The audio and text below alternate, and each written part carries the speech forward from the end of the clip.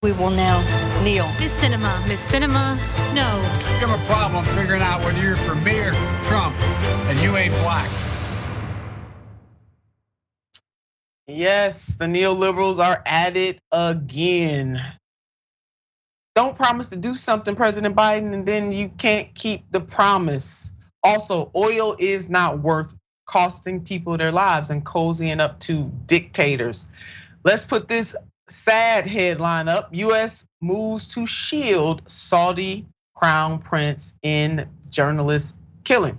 The Biden administration says Saudi crown prince, the high office that he has, should shield him from a lawsuit over his role in the killing of a US-based journalist, making a turnaround from Joe Biden's passionate campaign trail denunciations of the prince over the brutal slaying. So while he was running, it wasn't a good thing.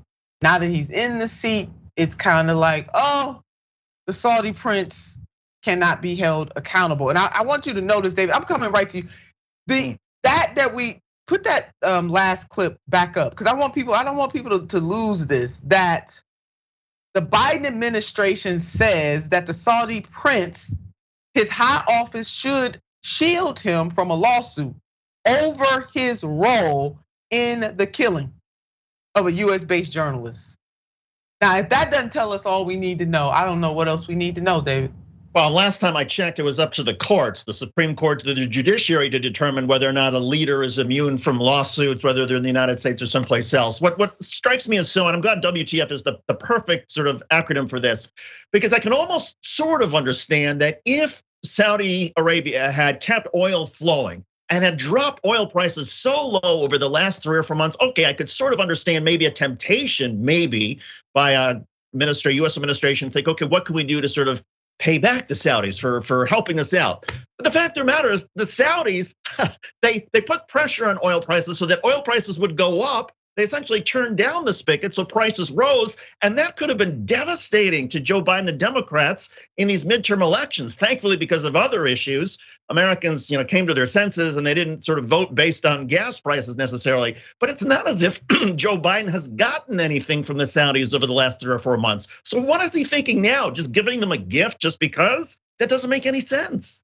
And just the level of disrespect, and just think about Khashoggi's family, which we're gonna highlight some of what his fiance had to say. Now, the administration spoke out in support of a claim of legal immunity for the prince, Saudi Arabia's de facto ruler, who also recently took the title of prime minister, against a suit brought by the fiance of slain Washington Post columnist Jamal Khashoggi, and by the rights group Khashoggi founded, Democracy for the Arab World Now. And as we can all imagine, Khashoggi's fiance, Hattis, had a lot to say about this, but here's the tweet that she put up after hearing the news from the White House.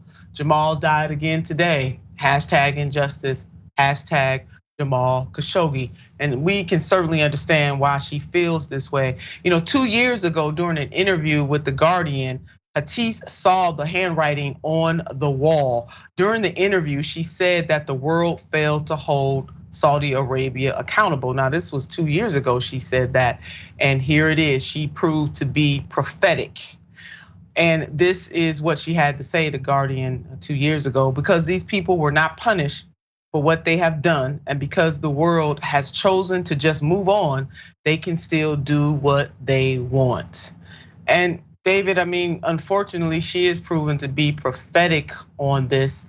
The geopolitical, calculation, all of that notwithstanding, Khashoggi was an American citizen, and the fact that the Saudi Arabian prince got away with this is very troubling to me. Yeah, an American citizen who wrote for the Washington Post. So never mind whether you like journalists or not, or whether you like American citizens or not, American citizens are now in greater jeopardy in Saudi Arabia because Bin Salman has been empowered by this because, okay, he can butcher an American citizen and there's really no repercussions. And oh, by the way, now the Biden administration, now US administration is gonna say, oh, well, don't worry about the lawsuits because we're gonna protect you from that. The fact of the matter is, I don't know what the Biden administration is looking for. I mean, are they trying to keep the headlines away from Bin Salman and all of this? We know that Bin Salman has the money to pay out any lawsuits. He just struck a multi-billion-dollar deal with the Trumps. So it's not money that he's worried about in terms of this lawsuit. Maybe it's prestige. Maybe it's attention, but so what? The Biden administration can say, look, that's not up to us.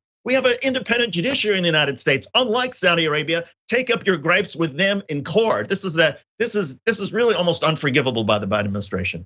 It really is, and it really sets a terrible precedence, and it's gonna come back to bite this administration, but also future administrations. But our hearts go out to the Khashoggi family. This is indeed injustice, as Hatith laid out in her tweet.